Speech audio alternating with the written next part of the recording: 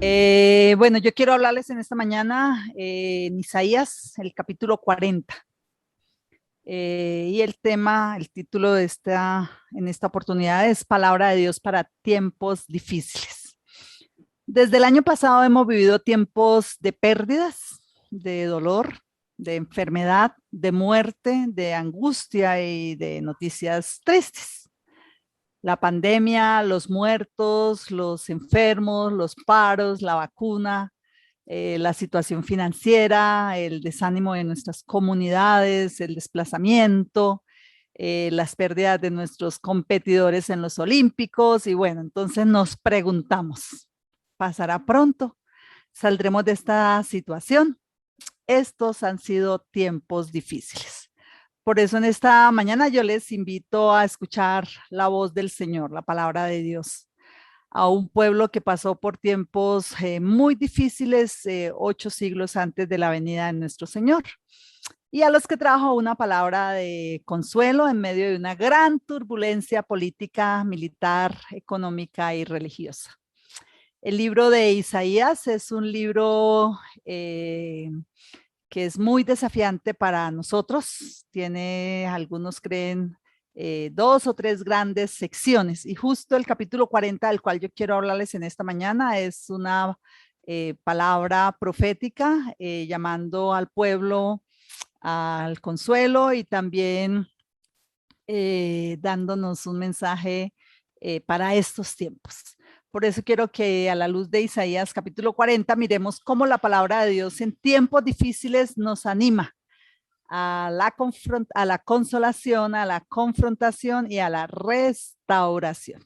Y quiero entonces leer los primeros 2 versículos y quiero que juntos miremos cómo la palabra de Dios en tiempos difíciles nos anima a través de la consolación. Versículo 1 y 2 dice: consolaos, consolaos, pueblo mío, dice vuestro Dios. Hablad al corazón de Jerusalén, decidle a voces que su tiempo es ya cumplido, que su pecado es perdonado, que doble ha recibido de la mano del Señor por todos sus pecados. Como les dije, esta sección de esperanza, esta sección de restauración es muy interesante porque el 40 pues va después del 39 y esto parece pues lógico, ¿cierto? Pero esto tiene mucho más allá de simplemente un sentido lógico. Y es que el capítulo 38 y el capítulo 39 nos habla del rey Ezequías y cómo este rey se enferma y entonces le pide al Señor que le alargue la vida. El Señor le da 15 años más y le promete que lo salvará junto o con la situación que está viviendo con el rey de Babilonia. Dios cumple su promesa y precisamente le alarga la vida y mientras está enfermo allí, viene el rey de Babilonia, viene a visitarlo, le envía cartas, le envía presentes y Ezequías, como muy agradecido con esta situación, muestra los tesoros, muestra el templo, muestra la ciudad. El profeta entonces le llama, le pregunta y le dice que qué ha sucedido y entonces Ezequías le cuenta. Y el profeta le da una noticia no muy alentadora y le dice que llegarán días en que esta nación va a venir y los va a llevar al exilio y que todos los tesoros que él le mostró van a ser entregados precisamente y mostrados en el palacio del rey de Babilonia. Se queda muy conforme, le dice, bueno, está bien, Dios es Dios, pero que eso no pase en los días en los que yo estoy gobernando es lo importante. Y después entonces del 30 va al 40. Y yo creo que del capítulo 40 en adelante hasta el 66 es una palabra de restauración. Y pues por la historia sabemos cómo precisamente la palabra de Dios se cumplió, cómo los egipcios, los babilonios, perdón, llevaron a la nación de Israel al exilio, como quemaron el templo y bueno, toda la tragedia que pasó con la nación judía. ¿Y por qué nos ayuda esto a entender precisamente que es un tiempo de restauración? Esto llegó a ser tan grave hasta el capítulo 39 que muestra lo que va a ser la caída de la nación de Judá y cómo esto llegó a cumplirse, ¿no? Pues muchos años después, El Salmo 137 nos muestra la gravedad de lo que sucedió y cómo los judíos precisamente lo sintieron en su corazón. El Salmo 137, por ejemplo, dice, junto a los ríos de Babilonia nos sentábamos y llorábamos y nuestros esclavizadores nos decían, canten, canten. Pero ellos se expresaban, ¿no? Su tristeza y su sufrimiento diciendo, ¿y cómo hemos de cantar?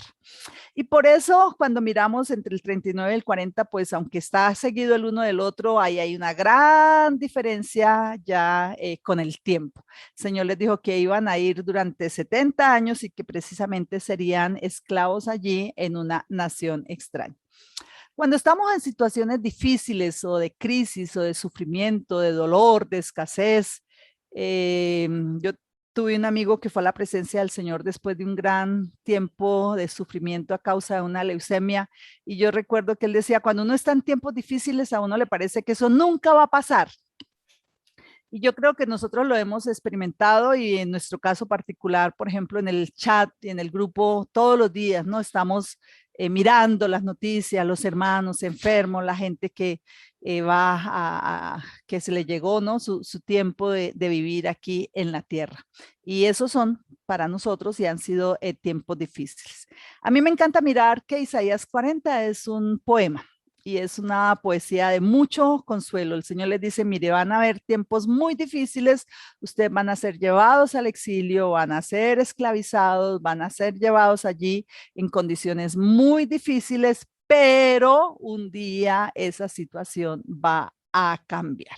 Y lo que encontramos aquí es muy, muy interesante porque lo que miramos, por ejemplo, del 1 al 11, ahí hay 14 verbos y esos verbos todos tienen una conjugación particular y es que están en imperativo. Por ejemplo, los primeros versículos o el primer versículo donde dice consolaos, consolaos, eh, pueblo mío, dice vuestro Dios, hablad al corazón.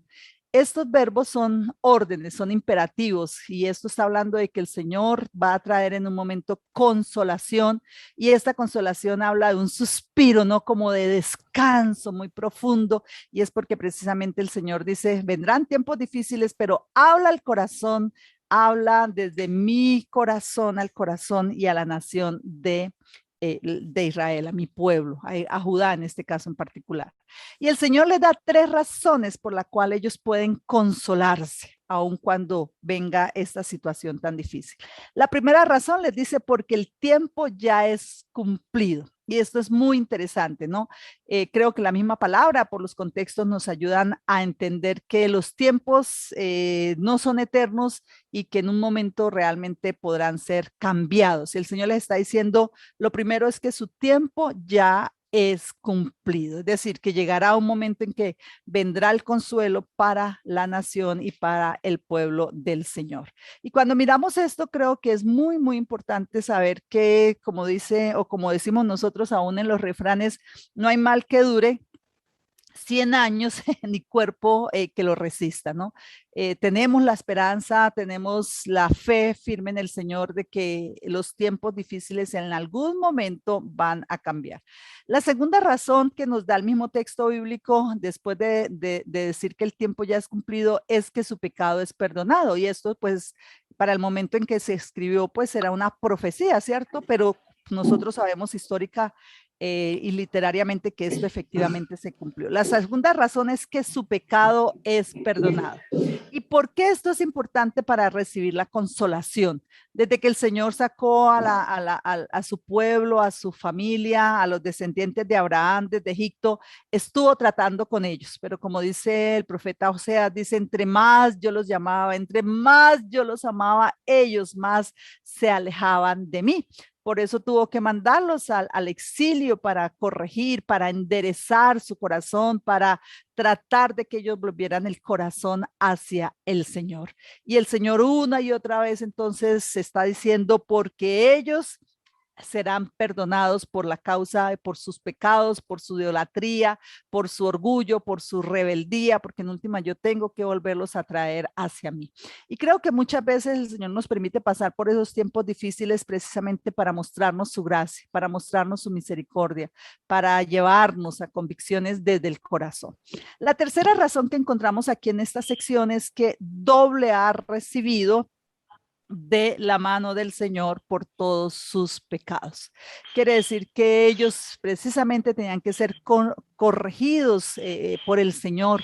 El hecho de haber perdido todo, de haber sido llevados como esclavos aún de las propias narices, de dejar su cultura, de ser desplazados, de perder su lengua, de perder su identidad, de haber perdido todo, les está diciendo en últimas, mira, yo necesitaba santificarte, yo necesitaba atraerlos a mí. Yo necesitaba purificarlos. Y creo que estas razones que el Señor les da a la nación de Israel y que también pueden ser transferibles para nosotros, por eso les dice ahora, consolaos, consolaos.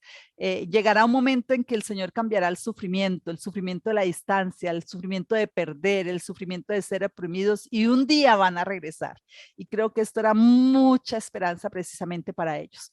Cuando miramos la escritura nos damos cuenta que un día eso llegó, ¿no?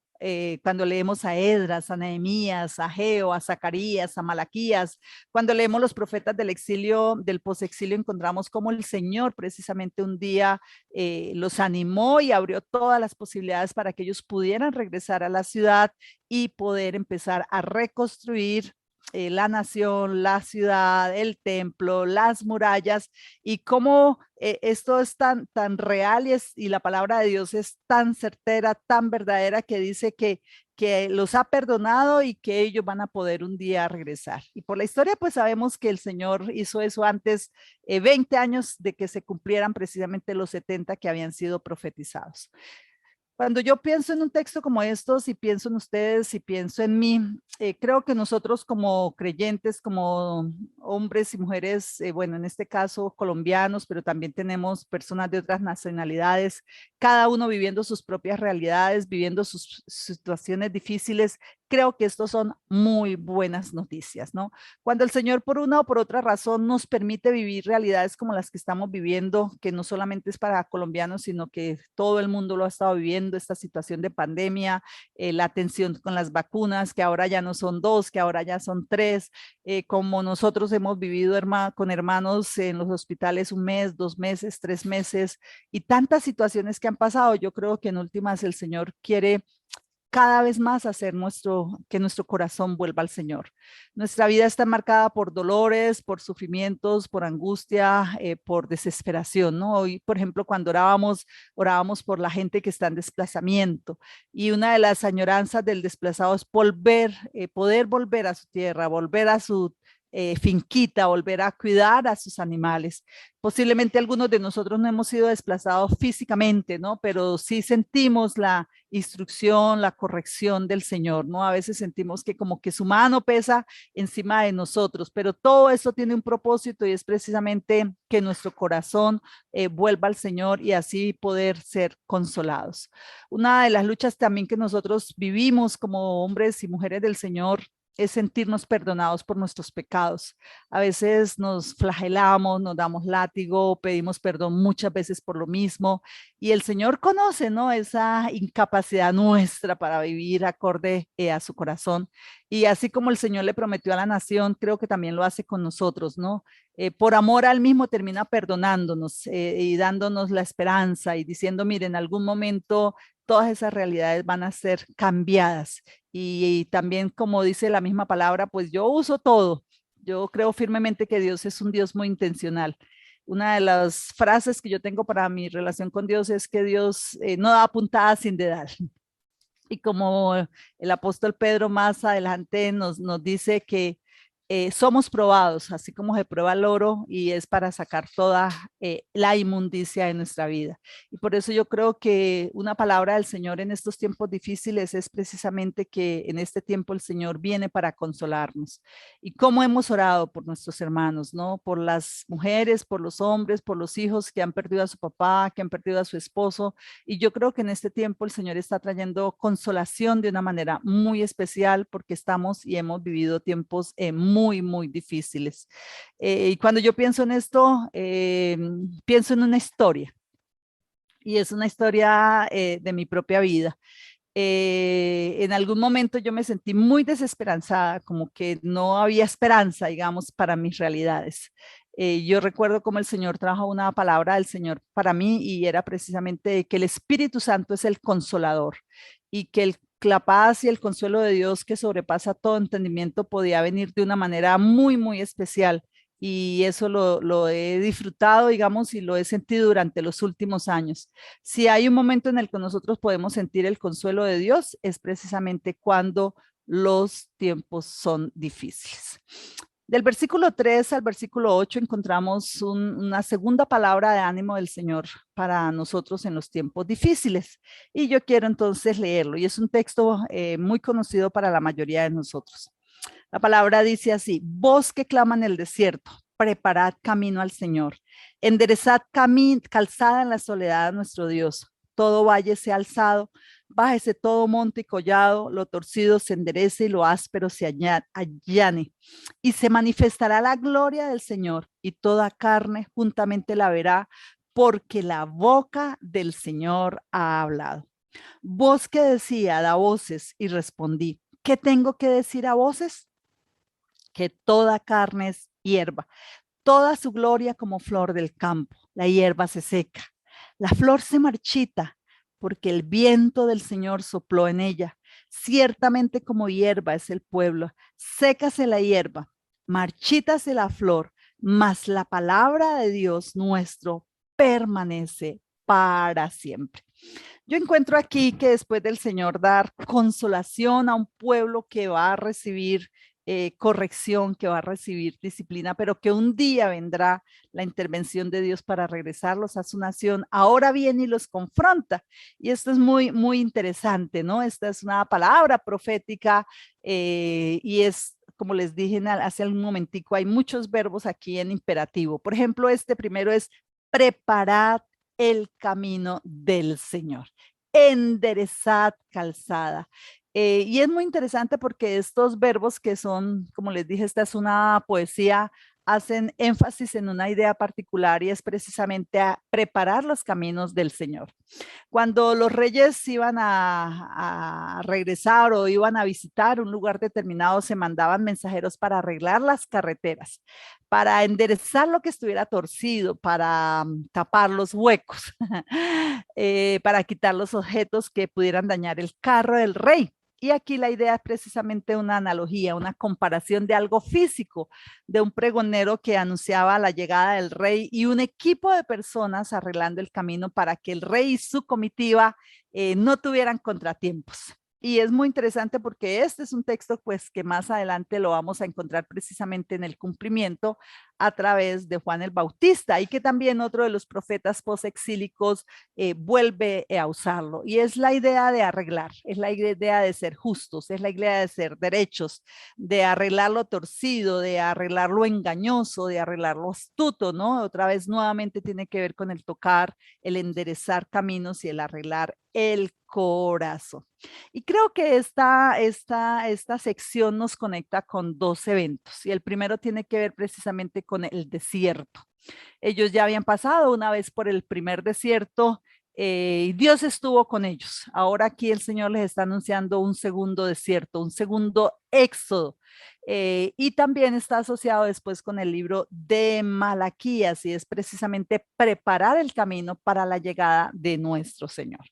Nosotros por el contexto del Nuevo Testamento y por el cumplimiento de la llegada del Señor sabemos que a través de Juan el Bautista esto se cumplió, ¿no? Preparar el camino del Señor.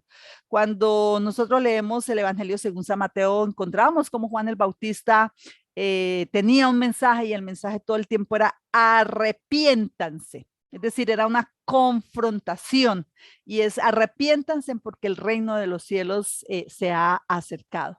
Cuando la gente vino a Juan el Bautista, él les habló una y otra vez del arrepentimiento, ¿no? También en Lucas encontramos como les dijo, mire, ustedes tienen que compartir con el que no tiene comida, con el que no tiene ropa, a no ser usureros con los impuestos, a estar contentos con lo que el Señor les dé, a no extorsionar a las personas que están en debilidad, en fragilidad.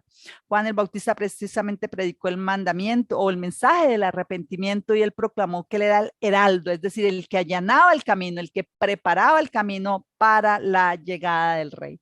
Y con estas imágenes, tanto de los otros profetas como tanto del Antiguo como del Nuevo Testamento, podemos regresar nuevamente a esta sección. Y lo que el Señor entonces les está diciendo es, en primer lugar, yo quiero consolarlos, yo quiero animarlos, yo quiero decirles que su pecado ha sido perdonado, que un día ustedes regresarán a su tierra, pero que todo eso no tiene tanta importancia si su corazón no ha sido cambiado. Yo sigo siendo el mismo que está esperando de ustedes todo el tiempo arrepentimiento. La idea aquí es hacer caminos de santidad, donde el pueblo precisamente regresa su corazón al Señor. Cuando miramos estos caminos, tienen que ver con el nuevo pacto, ¿no? Con la promesa, y todo el tiempo nuevamente es el llamado de Dios a arrepentirse, y creo que es el mismo llamado de Dios para nosotros.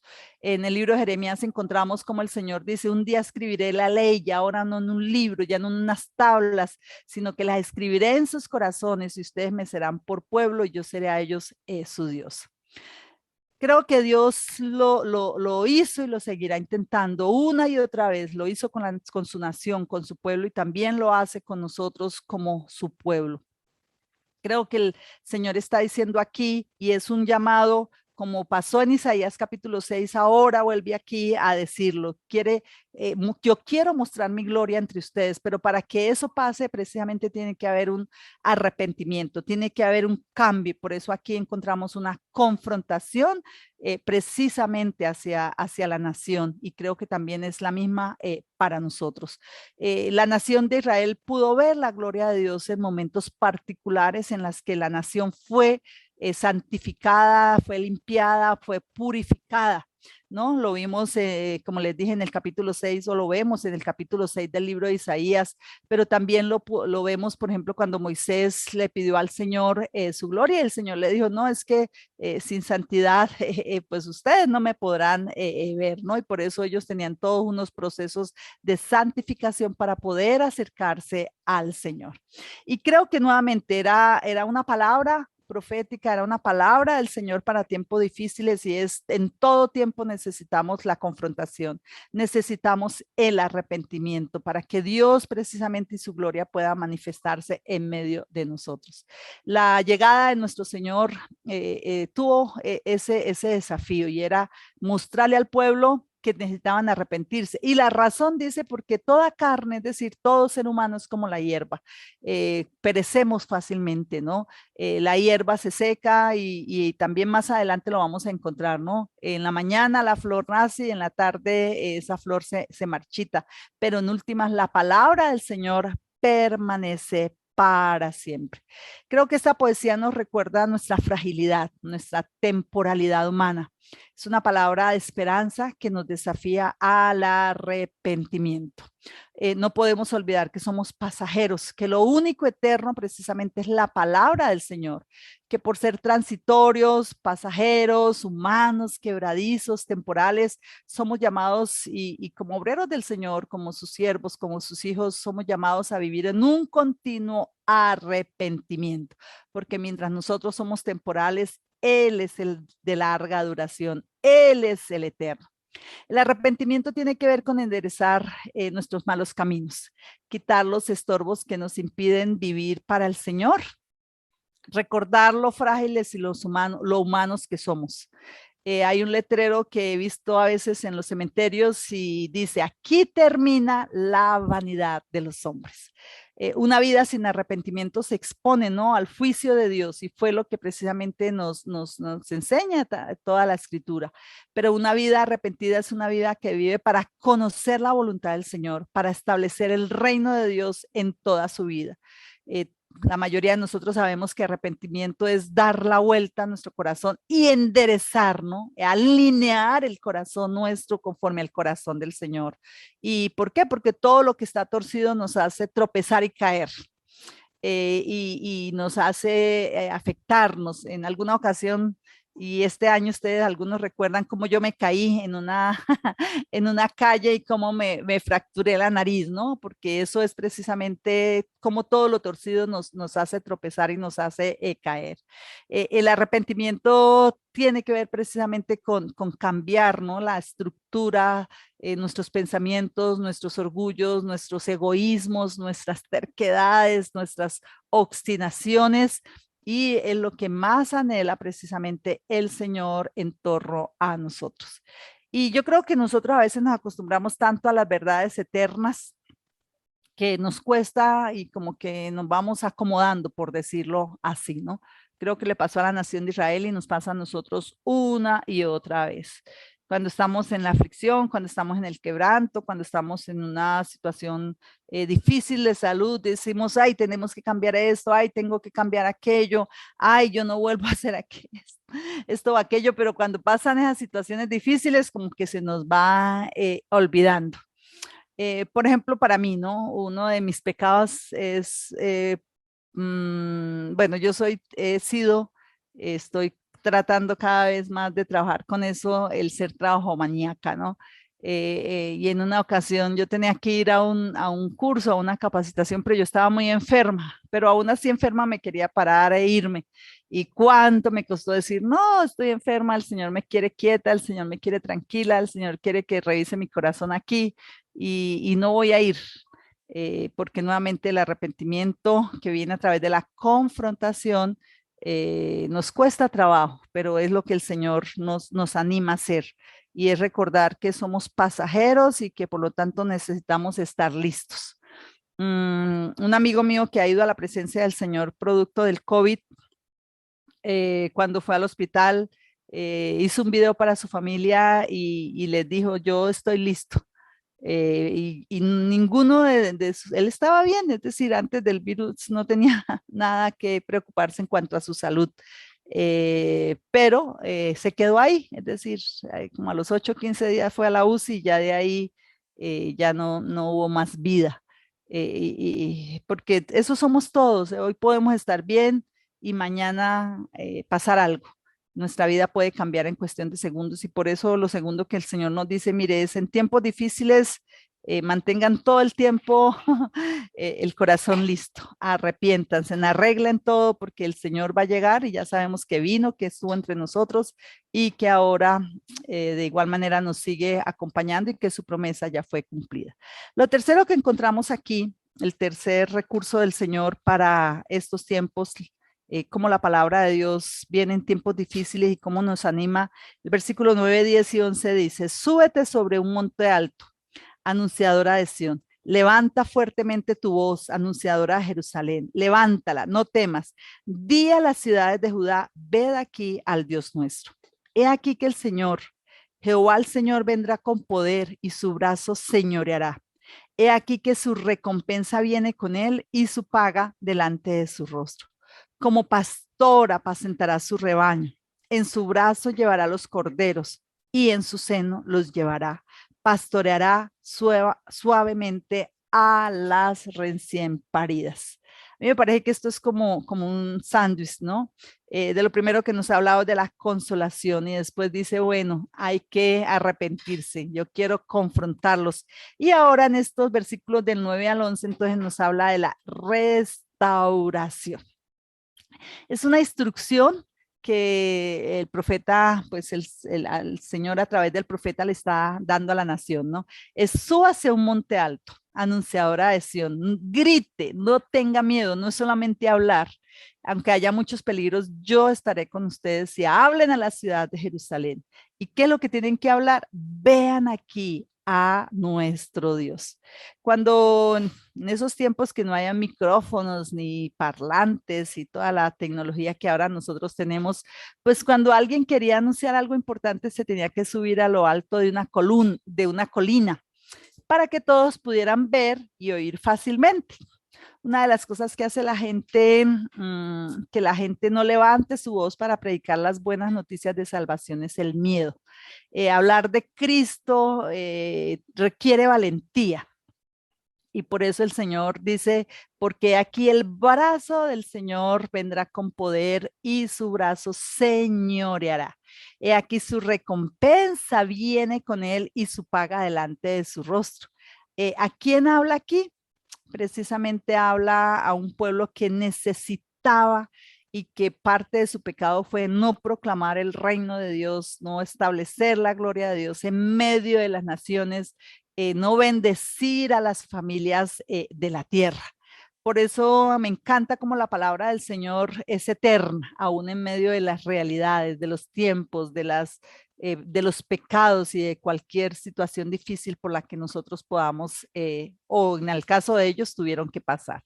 Lo que va a anunciar aquí es, para ellos está relacionado con el exilio, es decir, ¿qué vendrá después? No se preocupen que un día ustedes van a ser restaurados. Y creo que la palabra del Señor, tanto lo fue para ellos como lo es para nosotros, es que en tiempos difíciles nosotros somos llamados a predicar y a predicar precisamente la restauración del Señor.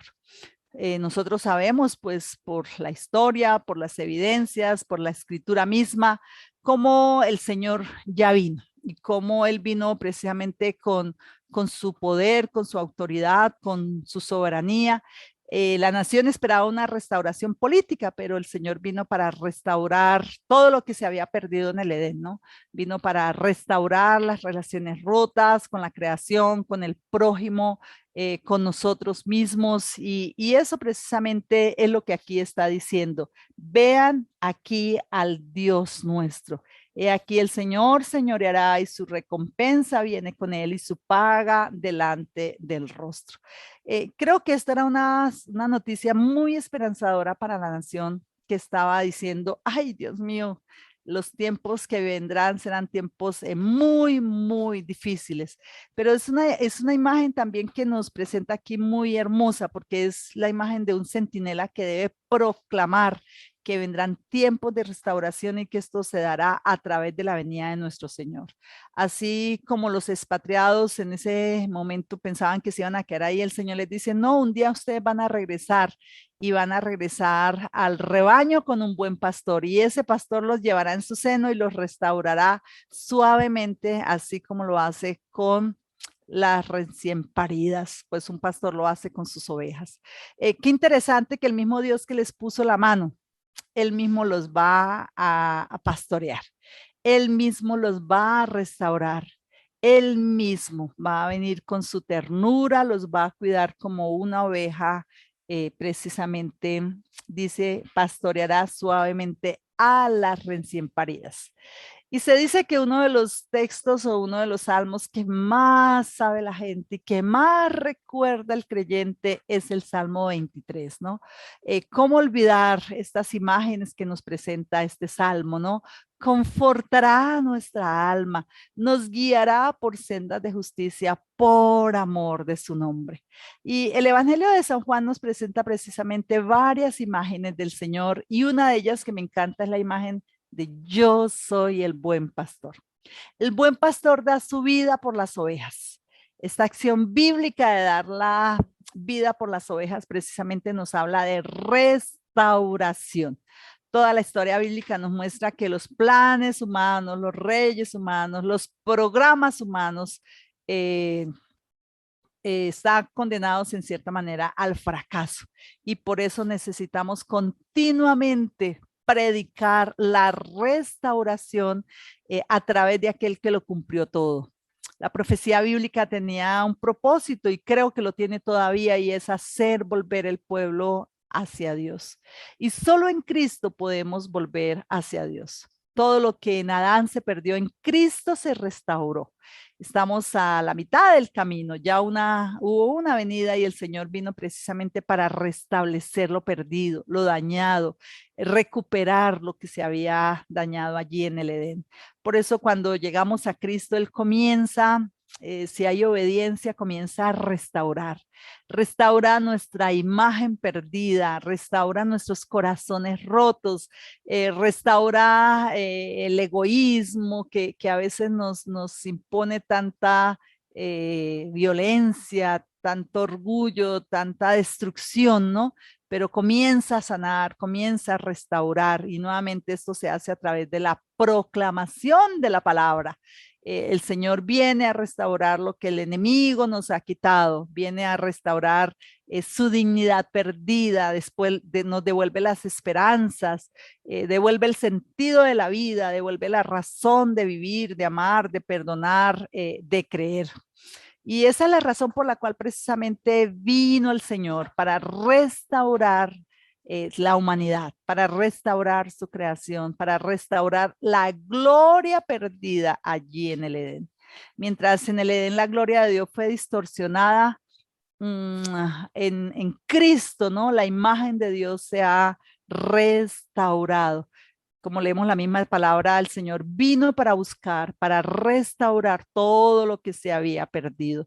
Si nosotros nos disponemos, nos humillamos, recibimos las confrontaciones del Señor, así como la sección anterior, tendremos la palabra segura de que Él nos pastoreará.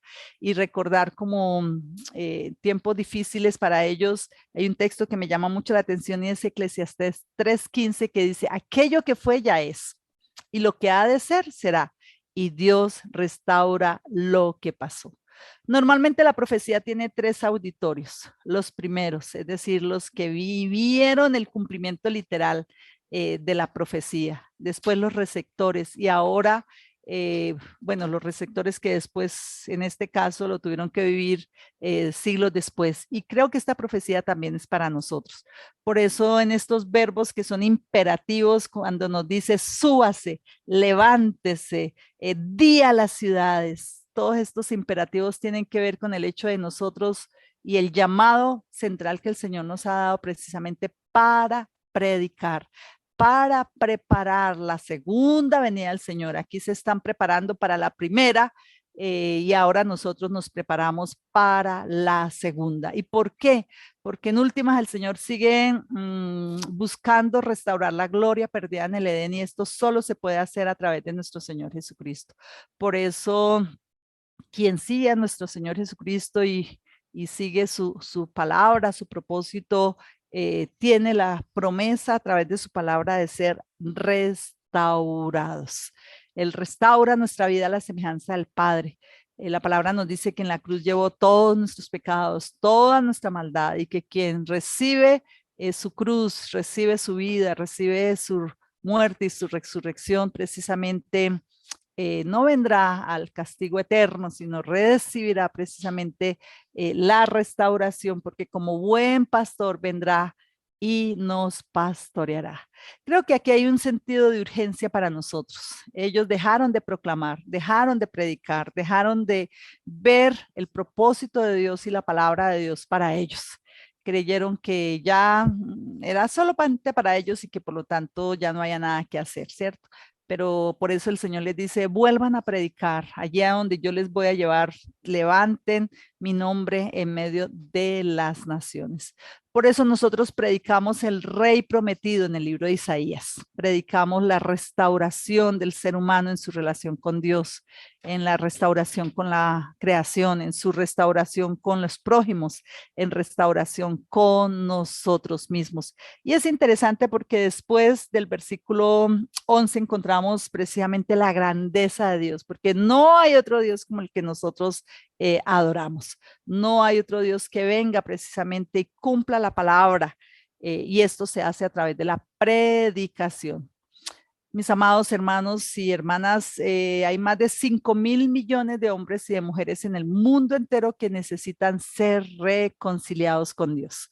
Esta reconciliación solo puede venir a través de su palabra. Somos llamados a ser mensajeros de esperanza para estos tiempos difíciles, para un mundo triste, afligido, desplazado, preocupado, afanado, porque solo cuando el Señor llega a nuestros corazones comienza la restauración de nuestras vidas. Solo a través de la vida de Cristo podemos sentir cómo el Señor nos restaura y cómo podemos recibir su pastoreo, y por eso es que somos llamados a traer esas buenas noticias a un mundo que está tan afligido, tan necesitado. Y creo que el Señor vuelve y ratifica, ¿no?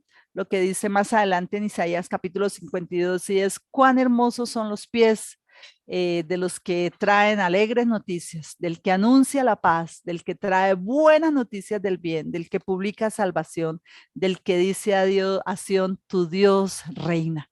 Y en esta sección que va del 40 hasta el 66, también encontramos en el 61:1 que dice, el Espíritu del Señor está sobre mí, porque me ungió el Señor, me ha enviado a predicar buenas nuevas a los abatidos, a vendar a los quebrantados de corazón, a publicar libertad a los cautivos y a los presos, apertura de la cárcel, y a proclamar el año de la buena voluntad del Señor y el día de venganza del Dios nuestro, a consolar a todos los enlutados, a ordenar que a los afligidos de Sión se les dé gloria en lugar de ceniza, óleo en lugar de luto, manto de alegría en lugar del espíritu angustiado, y serán llamados árboles de justicia, plantío del Señor para gloria suya.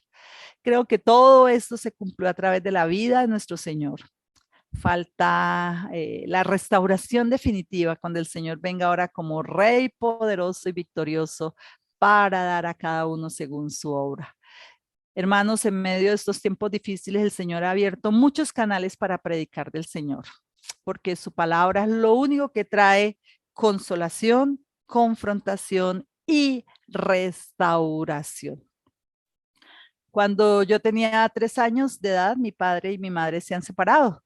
Y en la pelea, bueno, nosotros éramos 2 niñas en casa y en la pelea cada uno se quedó con una. Y a mí me dejaron con mi papá. Entonces era un hombre borracho, perdido, sin esperanza, sin propósito. Se dedicó a beber, a gastarse todo lo que tenía, a gastarse en brujos, en hechiceros, a beber, a emborracharse. Bueno, hacer lo que la gente normalmente sin el Señor hace. Y creía que lo único que él podía hacer para acabar su desesperación, su depresión, su tristeza era suicidarse. Hizo como 2, 3 intentos de suicidarse y Dios en su gracia, en su misericordia, evitó que esto pasara. Y un día alguien le dijo, mira, yo te quiero invitar a un lugar muy especial. Allí hablamos de Dios, esto y aquello, y él dijo, pues ya lo he perdido todo, ya no tengo esperanza, estoy viviendo un tiempo muy difícil en mi vida, he perdido mi matrimonio, he perdido todo, estoy aquí medio encartado con una muchachita chiquita, y empezó a arreglar todo para poder regalarme a las monjas y así poderse suicidar tranquilo cuando alguien le predicó del Señor, cuando alguien le dijo, el único que puede traer consolación, consuelo, esperanza en medio de este tiempo, le confrontó con sus pecados y con sus realidades, y el único que puede restaurar su vida es nuestro Señor, quien murió, quien resucitó, quien ascendió a los cielos. Y un día él entregó su vida a Jesucristo y entregó su corazón al Señor. Y desde ese día en adelante hasta el día de hoy, Dios ha traído restauración para su vida. Cuando el Evangelio llegó a su corazón y llegó la buena noticia eh, de consuelo, de confrontación y de restauración, él aceptó al Señor y no solo llegó la salvación para él, sino también por consiguiente para mí. Y esa buena noticia nos ha sostenido hasta el día de hoy. Y por eso la palabra de Dios para tiempos difíciles sigue siendo la misma. El mismo mensaje que el Señor dio a través del profeta para esta nación es la misma para nosotros. Y es que en este tiempo es tiempo de consuelo. Consuelo para los que han perdido, consuelo para los que están llorando a sus enfermos, a sus muertos, consuelo para aún las economías y tantas cosas afectadas. Creo que el Señor sigue trayendo palabra de consuelo y es su palabra precisamente para nosotros. Y ese es consuelo que viene después de las tormentas. Cuando era pequeña cantábamos un himno que decía, después de la tormenta viene la calma, viene la paz. Si a Cristo de rodillas tú se la pides, Él te la da.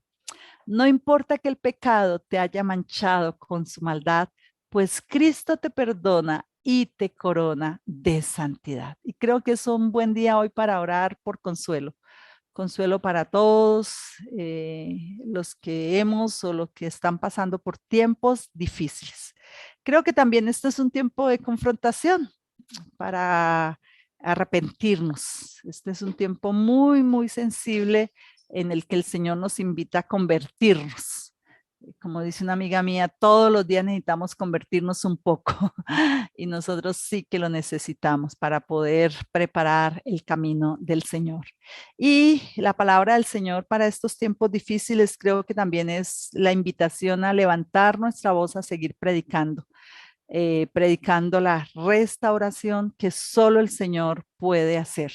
Este es un tiempo en el que el Señor nos anima a nosotros como hombres y mujeres que estamos predicando, a predicar mensaje de restauración, porque el único que puede restaurarnos, sanarnos, reconciliarnos, es precisamente el Señor. Y por eso en estos tiempos difíciles de pandemia, de vacunas, de desplazamiento, de enfermos, de pérdidas, de muertos, el Señor viene con su palabra a consolarnos, viene con su palabra a confrontarnos y viene con su palabra a restaurarnos. Y no solo a nosotros, sino a las comunidades a las cuales el Señor nos permite también dar su palabra. Oremos.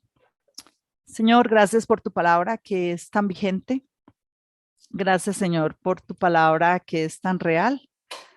Gracias por tu palabra, Señor, que aunque fue proclamada hace muchos siglos, hoy, Señor, sigue siendo vigente para nosotros. Señor, yo oro en esta mañana por todos aquellos hermanos, amigos, por toda esta comunidad que necesita consuelo, consuelo por alguna pérdida, por algún sufrimiento, por alguna enfermedad. Señor, tú no dejarás, como dice tu misma palabra, para siempre caído al justo. Tú eres un Dios de misericordia, tú eres un Dios de gracia, tú eres un Dios de perdón, tú eres un Dios de amor, Señor. Y yo te pido hoy, como dice tu palabra, que esa paz, ese consuelo que sobrepasa todo entendimiento, llegue para cada persona, Señor, afligida y necesitada, que está sintiendo, Señor, que ya sus fuerzas no dan más, que siente, Señor, que como que nunca va a pasar esto. Aún nosotros en el mundo entero, Señor, cuando creíamos que la vacuna ya iba a solucionar esto, ahora se vienen otro virus más fuerte, más delicado, más riesgoso, y mantenemos, Señor, como esa inquietud. Yo te pido que traigas consuelo y esperanza para la humanidad. Oramos en esta mañana, Señor, porque tú nos recuerdas que somos pasajeros, que somos temporales, que necesitamos continuamente, Señor, mantener un estado continuo de conversión y de arrepentimiento. Señor, hoy oramos pidiéndote que produzcas en nosotros la capacidad de ser sensibles y de no tener que esperar situaciones más críticas para poder regresar nuestro corazón a ti. Oramos también, Señor, porque nos uses y porque tu palabra, Señor, traiga la restauración que cada uno de nosotros necesitamos. Somos hombres y mujeres, Señor, sensibles al pecado, sensibles al dolor, sensibles al fracaso. Danos, Señor, la gracia de vivir continuamente dependiendo de tu palabra, porque tu palabra es lo que restaura, lo que sana, lo que trae vida. Te lo pedimos, Señor, en esta mañana, en el nombre de Jesús. Amén.